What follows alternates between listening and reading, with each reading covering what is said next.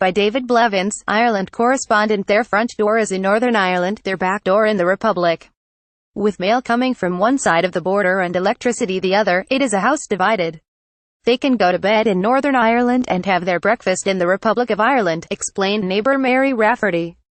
She has lived alongside the land boundary where County Monaghan meets County Fermanagh for 70 years and fears the return of customs posts.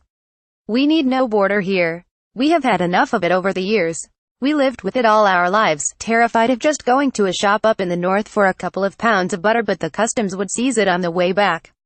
Image. Many people do not want the return of the hard border on the N54, the main road between Butler's Bridge and Clones. "We crossed the Irish border 4 times in 6 miles but the only indication was a change in road markings and the speed limit, from miles per hour to kilometres. Some MPs fear checkpoints will be inevitable at places like this after the UK leaves the European Union."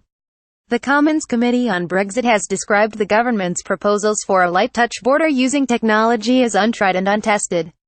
"All of this is untried and untested," was Arlene Foster's response to a report claiming a frictionless border was not compatible with leaving the customs union and single market. The DUP leader, whose own constituency is along the border, said we're looking for innovative solutions. Indeed, the European Commission actually said that they wanted to see innovative solutions to what was happening here on this island, so we're trying to find those innovative solutions but we need partners to work with. Image. The border also cuts through Eamon Fitzpatrick's grocery, hardware and fuel business. The border cuts through Eamon Fitzpatrick's grocery, hardware and fuel business on the outskirts of Clones. "Those fuel pumps are in the north and those ones in the south," he says, joking that his customers would not be amused by the return of customs posts. "The troubles have finished, they have good access to roads, they can go anywhere and there's no hassle or no delays. People want to live in that environment. They don't want to be going back to this situation where the road's going to be closed and if there is a hard border I think it will cripple the country. If anyone needs a solution, it's the 100 people living in a narrow pocket of land they call the Commons.